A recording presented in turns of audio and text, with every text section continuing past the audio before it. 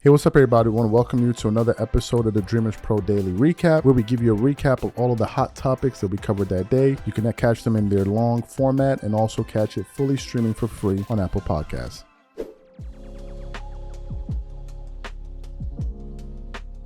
This is a topic that caught me off guard. As a matter of fact, when I saw the thumbnail yesterday on YouTube, I thought it was a joke, but turns out it was actually from Fox Sports, like it's a real thing.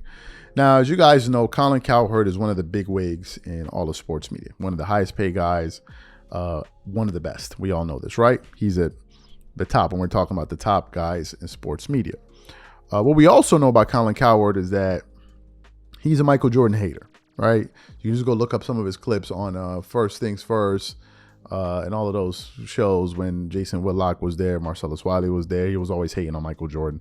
And he was supporting LeBron James. He has been supporting LeBron James. But it seems like over the last few weeks and months, Colin Cowherd is beginning to change his position and jump ship. Now, what am I referring to? As you guys know, Bronny James has been the number one talking point in the NBA right now. He's the number one thing to talk about, even more than even the Olympic team, right?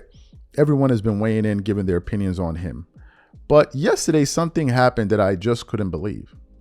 Colin Cowherd on his show was actually jumping ship on the Klutch Sports LeBron James bandwagon and basically saying that Bronny James isn't so good and actually calling out these guys by name like Klutch Sports and Rich Paul. I'm like, wait.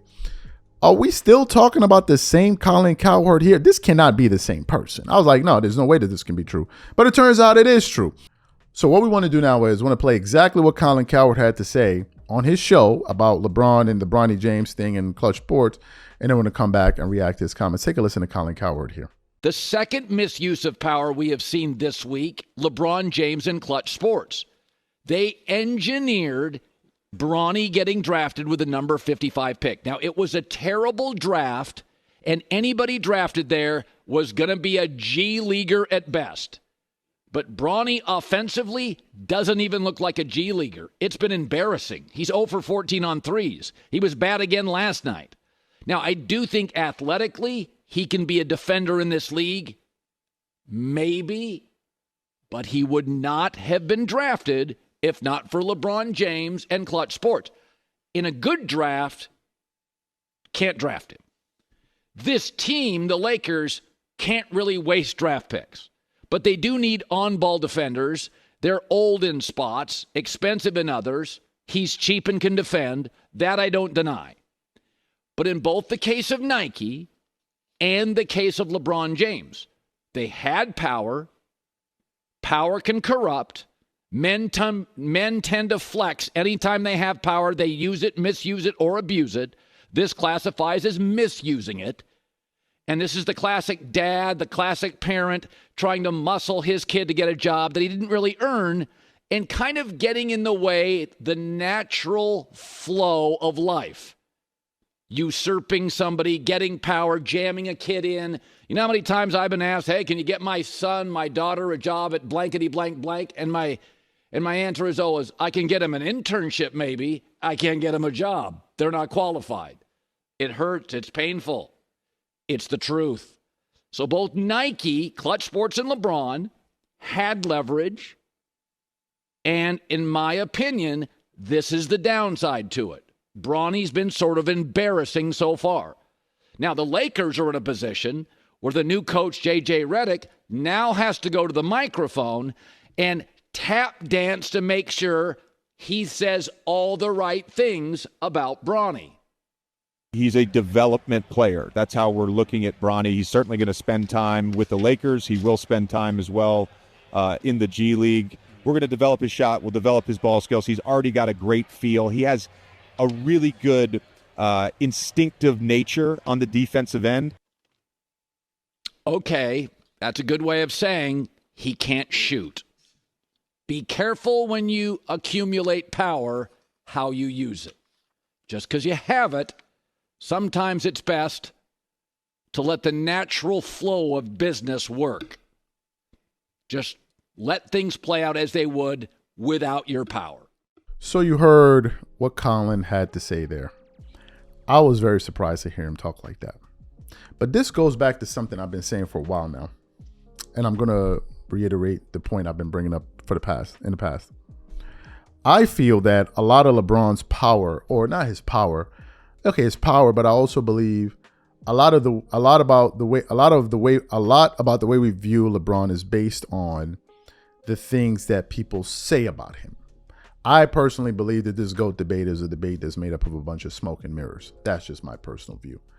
But the people that talk about LeBron, that talk about the GOAT debate, are very influential on impressionable people. And they have been the ones that have been able to make this thing a real thing. If you really scrutinize LeBron and Jordan's resume, you look at the footage, you would realize, folks, this thing just really ain't close. Now, is LeBron playing at an excellent level at an advanced age? Absolutely. But when him and Jordan were the same age in their primes, who's considering this thing close? Nobody, no one, right? And Jordan accomplished way more in less time. So that also says something about the greatness of Michael Jordan. But LeBron apologists, LeBron cronies in media went out there and kept on promoting him. I can give you some names: Shannon Sharpe, Nick Wright, Chris Broussard, who I have a lot of respect for, but also told us that he's represented by Klutch Sports. That one really surprised me. Of course, you have Kendrick Perkins. You have all of these other people in sports media, Colin Cowherd to a certain extent, who just promote LeBron. But then, and of course, Stephen A. Smith to a certain point, but then something interesting happened. The thing is that some people then started to turn. People like Stephen A. Smith, at one point, Kendrick Perkins. And I said that the minute LeBron loses these guys, these people that go out there and preach his gospel, the way he is viewed will begin to change, because these people are the one that are influencing a lot of people to feel the way that they feel. These are the facts. For the fact that people think it is comparable, that LeBron and Michael Jordan are a comparable thing, you got to hand it to these guys and the influence that they have over the masses. And if you begin to lose these people, or if these people begin to call it like they really see it, then the way that you view LeBron may change. Like the curtains will just come tumbling down, and you begin to see things for what they really are, right?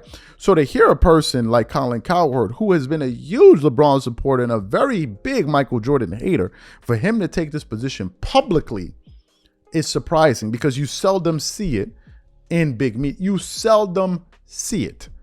So for him to do that is telling. Another thing that stood out to me, the Carton Show, which I believe is on FS1. It's a new show that I just came across not too long ago. And they were discussing the Bronny James and LeBron situation in a very candid way that I had not seen anyone else in big media discuss it. And if you start having shows like this on TV after LeBron retires, and people start calling it out the way that they see it because he's no longer a draw and they need to talk about somebody else, I think it's going to be a very difficult period for LeBron fans. It's going to be a very, very difficult period for them, because these people have been on television twerking it up all of these years, knocking over drinks, just disturbing the peace, basically with their LeBron James propaganda. But if you start losing these voices and they start calling it like it is, things will change. And the way you view him will ultimately change. So these are my thoughts on it.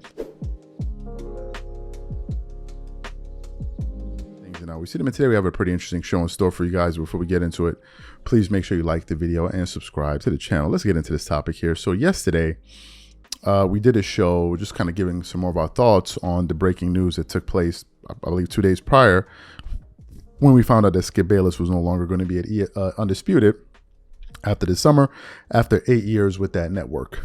He signed with them in 2016. And when he got there, he initially got a $25 million contract, and his debate partner at the time was Shannon Sharpe. And then he signed a new deal back in 2021 for about $32 million. But something interesting happened, which was last year after Shannon Sharpe left.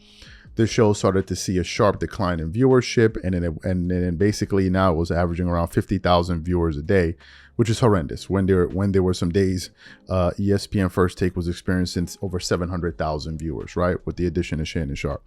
And many of us out here were speculating that it was only a matter of time before the show was canceled, but instead, that's not what exactly happened. They didn't cancel the show, but instead, FS1 decided to move on from their investment and probably the face of that network in Skip Bayless. So various people out there were reacting to it. Marcellus Wiley did a show. We did a show. Various people reacted to it. But one of the people that we were waiting to hear from was Stephen A. Smith himself.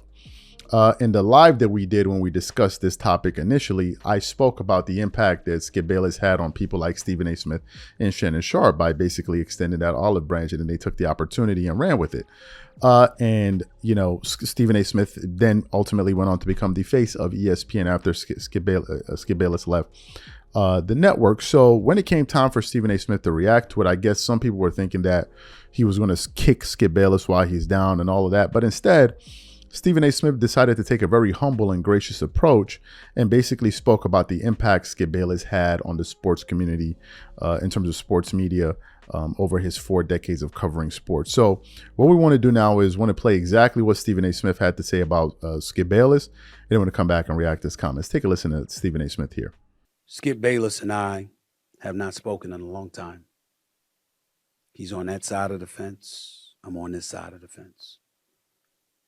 But as I've stated on many occasions, as I've stated months ago to Dan Le Batard, in response to Dan Le Batard and something that he had said in terms of me wanting to destroy Skip Bayless, he ultimately retracted that statement in fairness to him. I don't root against my colleagues and contemporaries, and certainly not my friends. I just root for me to be more successful.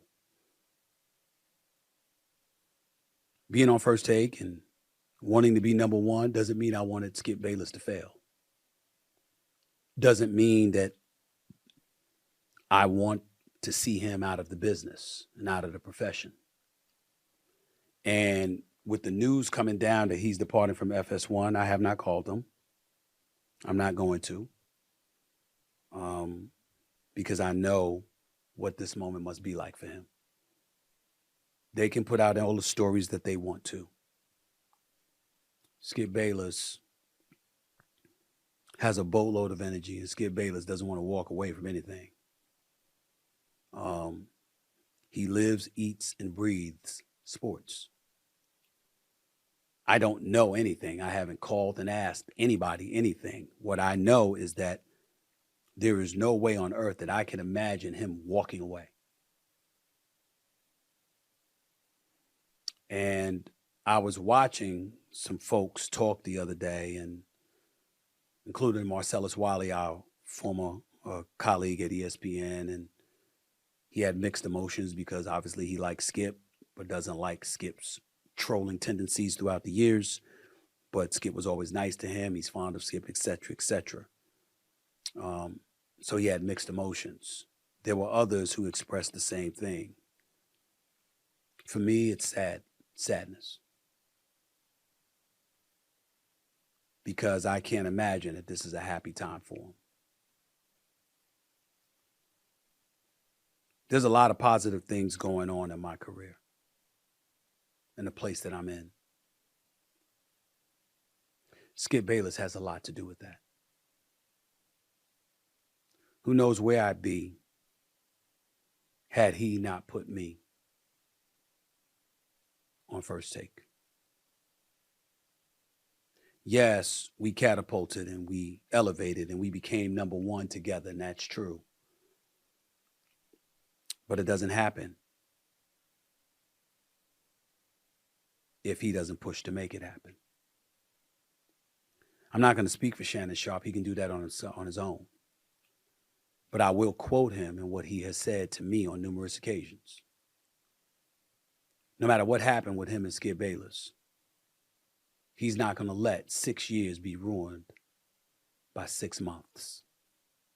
Or he's not going to let 6 months ruin what transpired between them over 6 years. It's real easy for folks to pounce on whatever their perception is of what happened with Skip in FS1. But what I would ask you to consider is the industry itself outside of sports. Think about what has transpired in this world. Think about how every team, every entity, every company, whatever it is that you want to pick and choose or whatever, the spin doctors, the PR departments and everything else, no matter what you say, there's always plausible deniability. We've diminished ourselves as a society to a point where You can have the facts right in front of you, and all that matters is the spin attached to those facts, depending on which side of the aisle you fall on any particular subject.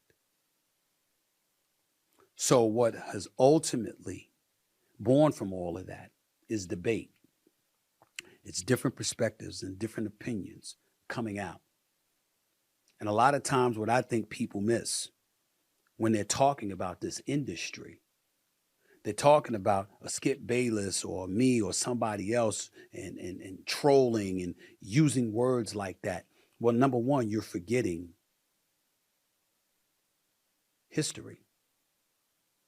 You're forgetting that Skip Bayless was a columnist in LA and Dallas and Chicago and various other places, that he had a journalism career spanning decades. You're forgetting that although he would take the positions that he take, and yes, he was a bit excessive with Tim Tebow, and clearly excessive with LeBron James, and clearly excessive with various other things. You're forgetting what that bred. You're forgetting the fact that it opened the floodgates for others to debate him. So you heard what Stephen A. Smith had to say. What are my thoughts? I thought that what Stephen A. Smith said was gracious, but it was actually factually correct. I think he gave the proper respect and credit to Skip Bayless. Regardless of whatever we think about Skip, we can't take away what he did for sports media. We can't. Now, he did have some negative effects, and other people have pointed this out, but as it pertains to people like Stephen A. Smith and Shannon Sharpe, he did play a role. And I'm glad that Stephen A. Smith publicly acknowledged that, right? Because some people, you do things for them and they get to a certain position and they forget all of the people that helped them get to where they were, where they are. And then they forget them, right? And it builds resentment in the people behind them. Now, what's interesting is he took a totally different tone than he did when Max Kellerman left ESPN, because Max Kellerman, you were just basically trashing him every opportunity he got. And I think this audio basically shows you how much respect Stephen A. Smith has for Skip Bayless, right, for what he did. And the fact that he said he never forgot what Skip did for him, I think that was a classy thing to say. You guys know I'm not a fan of Stephen A. Smith at all, but I have to call it like I see it. I think his comments were appropriate. I think they were appropriate. I thought they were classy, and I think it was the right thing to say given the circumstance. And he would look pretty bad if he was now to try to dance on Skip Bayless after kick him while he's down. After, when Stephen A. Smith was in a down position, Skip Bayless was the one that helped him up. So that would reflect poorly on Stephen A. Smith's character as a person if he did that. And I think people wanted him to do that. That was not the right thing to want him to do, because I think ultimately it would make him look like a very, very bad person. Like, you don't kick the person that helped give you the opportunity, regardless of what you think. The person helped you, right? So that's why I stand on it. And I think what he said was correct, and I agree with everything he said. So as you guys know, Bronny James is a very big topic in the sports world. We're discussing him. It seems like a lot of people appreciate some of our views on the Bronny James situation. We've been having people message us all over the place on Instagram, on the channel, saying, man, we really appreciate your perspective on it. So it means that we must be doing something properly. So I'm just going to keep doing me and keep being myself and interpreting things the way I see it. So what happened yesterday? I think he played in his 4th or 5th Summer League game in Vegas. And yesterday something interesting happened, because Bronny James actually ended up having his best game of his Summer League experience, right? He actually ended up scoring 12 points in that game on 45.5% shooting 40% from the 3-point line. He did have 1 turnover, 1 steal, 1 rebound in the game. And of course, some of his other teammates play well as like Colin Castleton. He scored 17 points. Maxwell Lewis, he had 8. Armel Traore, he had 8 as well. And Blake Hinson, I think he came off the bench, if I'm not mistaken. He had 14 points. But by far, this was the best game Bronny has had in Summer League. It's the best game, right? Because prior to this performance, he was having some very, very, very bad performances, and people were basically calling it like they saw it, right? So what happened yesterday, Bronny's agent and LeBron's agent, Bronny's father, Rich Paul, made a guest appearance on the Pat McAfee show. It was about a 14-minute into a visit. And during that sit down, they were talking about a bunch of different things, talking about Bronny's game and all of that. But then they got to a very important question, which was, How much of a role did LeBron play in terms of ensuring that Bronny James gets drafted by the Lakers? And ultimately, who's the one that made the final decision to bring Bronny James? And to my surprise, Rich Paul essentially said that, look, the person that made the decision was Jeannie Buss, and she came to it on her, from her own conclusion. So these are the comments that we want to focus in on today. So what we would like to do now is we'd like to play exactly what Rich Paul had to say to Pat McAfee yesterday on ESPN, and then we're going to come back and react to his comments. Take a listen to what Rich Paul had to say here. The Lakers have seen LeBron James, and that answer was phenomenal. Just want to let you know that. Yeah. That was so cool just to hear you go into explaining and answering everything that has basically been said about Bronny on the internet over the last couple of weeks in one answer right there. Just Jalen put out another tweet too. Yeah, and he said, hey, listen, yeah, got respect. And The whole the thing. I know Jaden. Jaden's a good guy, so we're not going to spend too much time on that. Yeah, they said that you sent 10 Escalades to his house. Yeah, Said, he said yeah. the tweet. Just, we can send it, we did the whole entire thing. But you answering all those questions for Bronny is incredibly cool there, I think, as a guy that is representing him and looking out for his future business standpoint. And, LeBron has told us that Bronny blocks out all that stuff and all the noise and everything. But I think for us, getting to see footage of how LeBron James is acting at Team USA practice, I would assume that the Lakers have faith that Bronny is going to maybe be able to figure out how to be an NBA player. Yeah. So you and them having that conversation, it's like, I assume that's an easier decision to be made. And because he is LeBron James' son, there is going to be some exemptions, I think, and some potential thoughts that, we've seen his guy's dad do his thing here. We assume he'll be able to work. Is that a part of the conversation? Do you think that is kind of how and why these things come together? Because why is everybody talking about how if this wasn't LeBron's kid, this wouldn't be happening? No, we're talking about this is, you know what I mean? No, isn't that just kind of expected in this entire thing? And why does everybody think it's a big deal? Yeah, but I kind of, I agree and I kind of disagree with that, right? In terms of, he has to James. Look, this is Jeannie decided that she's making this call and she's been able to see Bronny in all aspects, not only from a basketball perspective, but also from a character perspective. And he has everything that aligns with the Laker brand. And so you have to make that type of call, That's awesome. And so at the end of the day, we're not going to spend too much time on that. Bronny has to work his way, and he will. Okay, that's awesome to hear. So you heard what Rich Paul had to say, that ultimately it was Jeannie Buss's decision, but ultimately LeBron being Bronny's father played a role. But I'm going to get to that aspect of it because we need to spend some time discussing the financial aspect of this entire story. And I was talking to my dad, and he was the one really pointing it out to me. Look, the primary reason this is happening is because it's going to make a lot of money. And that's something that we cannot overlook in this entire equation. LeBron James is a cash cow for the NBA. And if you can have someone that is attached to LeBron James that can also generate income, not only for the league, but for the Lakers, it is going to be something that they're going to push. And I think that one of the major reasons, or if not the biggest reason, the Lakers decided to make such a decision beyond just from their basketball analysis of Bronny James is the financial impact it's going to have on their balance sheet. That's what I think is also playing a role here. They know that Bronny James is a draw because of his father. Is going to bring a lot of attention. Is going to sell a lot of jerseys. And it's something that's going to help the Laker brand and ultimately help the NBA. And they found a way to make a lot of money off of this acquisition of bringing Bronny James to the Lakers. And I think ultimately that's what it's ultimately about. I don't think that anyone is looking at the Lakers acquiring Bronny James as some championship move or something like that. We know that's not what it's for, right? We know that. We know he's not going to be an impact player to that level. But what we do know now is that it's going to have a tremendous financial impact. And that's something that I personally believe cannot be discounted. And it's only after listening to what Rich Paul had to say that it really crystallized what's really going on here. Look, this is a money play. And if Bronny plays well, it's just an added bonus. The fact of the matter is they're going to promote Bronny, whether he's good or not, they're going to talk about him. If he plays well, they're going to definitely promote the hell out of him. If he doesn't play well, they're still going to promote the hell out of him because it generates income, it generates attention, generates eyeballs. People want to hear about it, whether they like it or not. People are going to talk about it the way we're talking about it, the way the next person is talking about it, the way they're talking about it on TV, the way you're talking about it with your friends.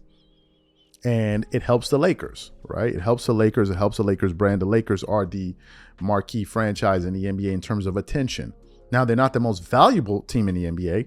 The Golden State Warriors are the most valuable team. I believe the New York Knicks are more valuable than the Lakers. I think the Lakers are the third most valuable franchise in the NBA.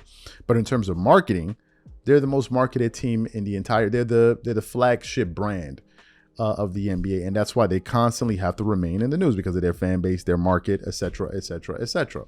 Right? So after Rich Paul said that, it all makes sense now. This is a financial decision. So Laker fans, if you're confused about what's going on here, you need to factor in the financial aspect of all of this. That even though the Lakers may not be a competitive team from a playoff standpoint, they will be competitive in the bank account. Because they still will be making a lot of money, and Bronny is a new revenue stream for them. Whether you like it or not, whether that's a decision they've all come to agree with, whatever the case may be, it is what it is. That's why they probably have no problem giving him a 9-year, whatever, $8 million deal.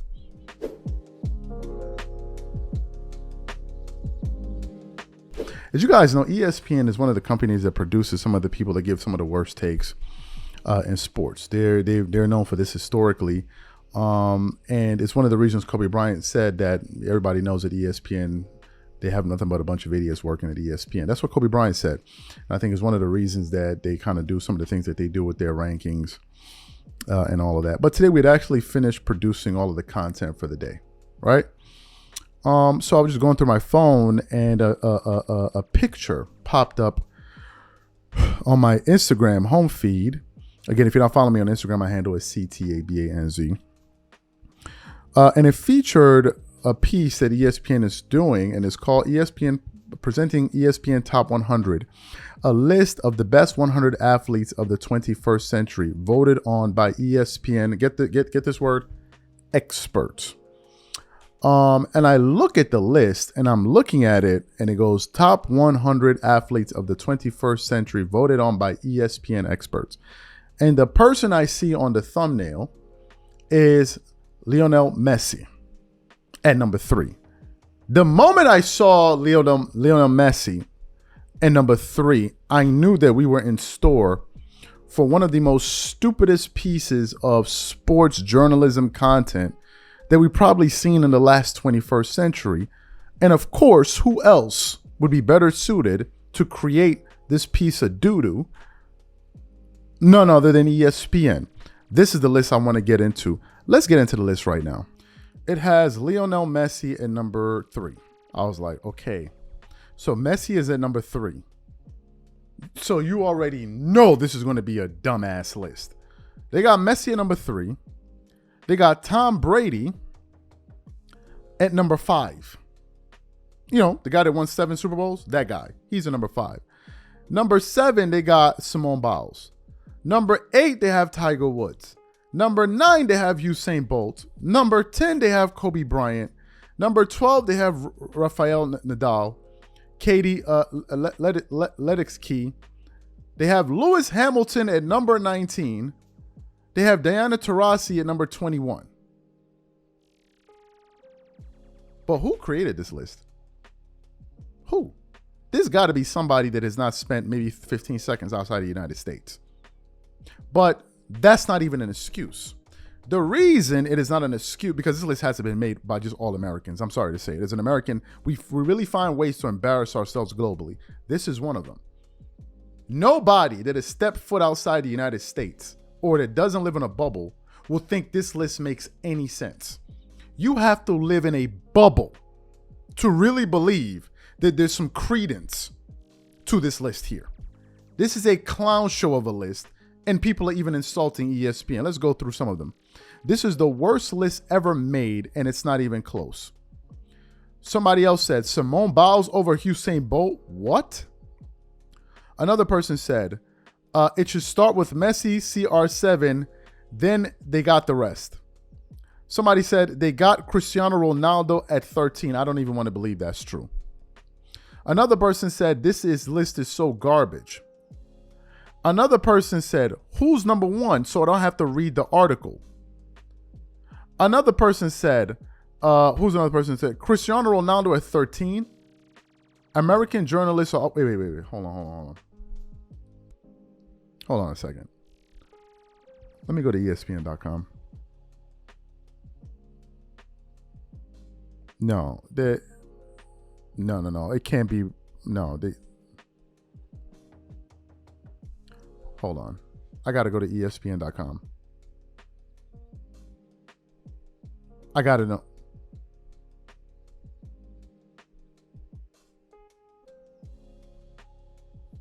Let me read the list for you. At number 1, they have Michael Phelps. At number 2, they have Serena Williams. At number 3, they have Lionel Messi. At number 4, they have LeBron James. At number 5, they have Tom Brady. Let's stop. How is LeBron James considered a greater athlete than Tom Brady? Even as an American, you can't be that stupid. Roger Federer, number 6. Simone Biles, number 7. Tiger Woods, number 8. Usain Bolt. Simone Biles is ahead of Usain Bolt. Serena Williams is ahead of Usain Bolt? Who's Usain Bolt? Oh, Usain Bolt is only the fastest man that ever lived. With 12 gold medals. That's who he is. Nobody. If y'all gonna have Michael Phelps at number 1, Usain Bolt needs to be at number 2. Period. There's no way there's 7 athletes between Usain Bolt and Michael Phelps. Y'all need to cut the nonsense. Let's continue on. Kobe Bryant is number 10. Who's number 2?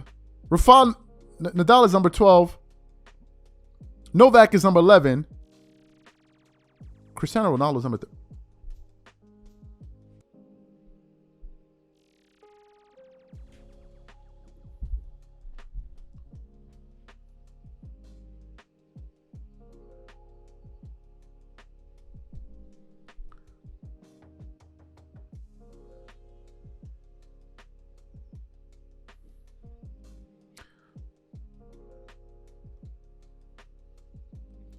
Cristiano Ronaldo is number 13.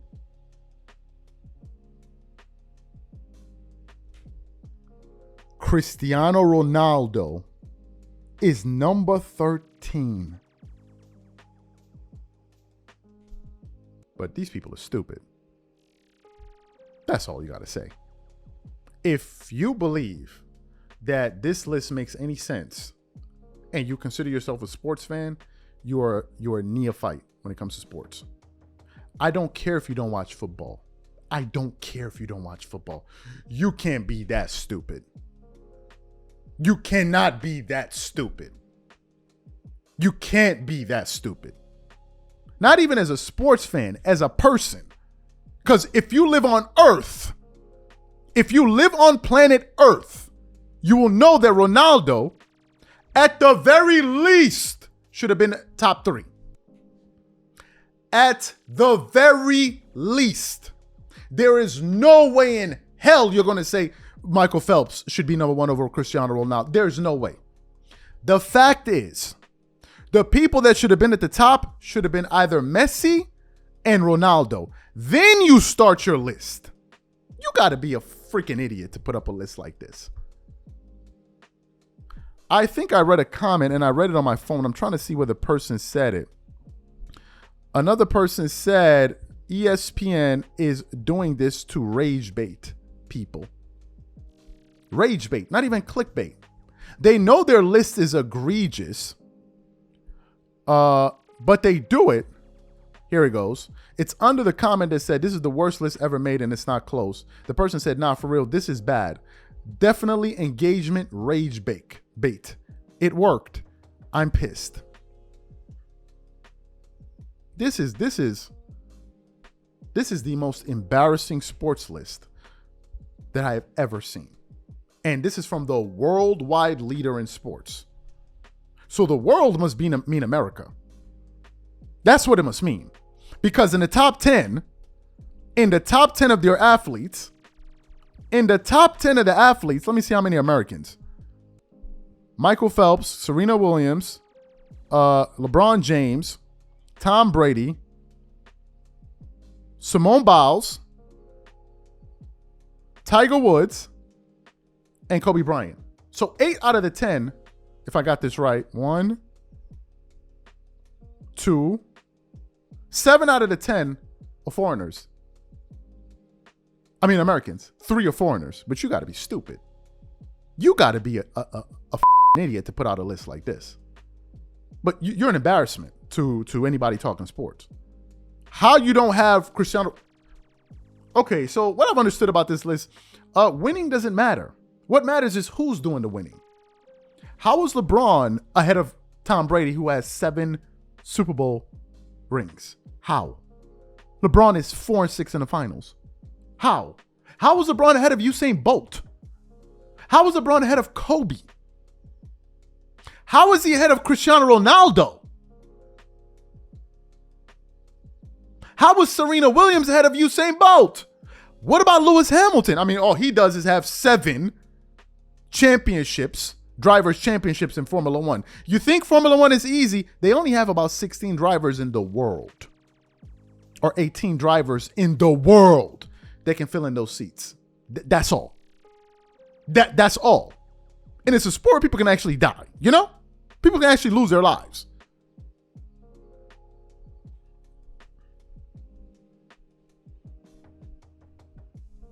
I don't know who would think this is a good list.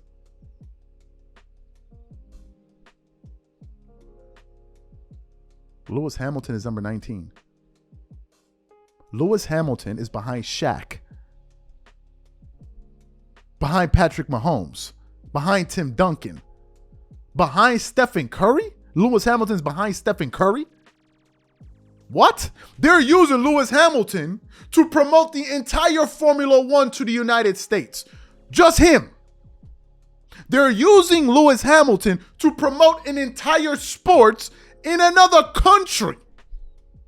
Hamilton. Go look back at the press he got from winning that last race. Who does this? Who came up with it? You know what? As an American here, I got to say I'm embarrassed. For the people that are Americans that may not know, a lot of people think, and it's the freaking truth. When you go out of the United States, a lot of people think Americans are stupid. That is a fact.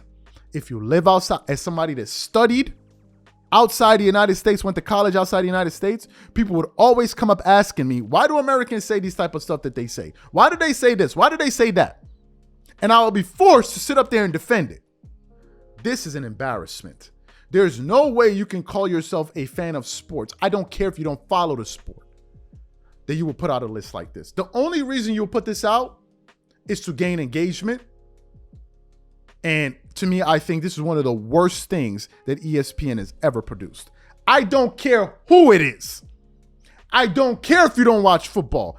It's irrelevant. It's the most watched sport in the world. Whether you like it is irrelevant. We're talking about, they said, athletes in the last 100 years. And how you don't include football players in the top. They have Michael Phelps.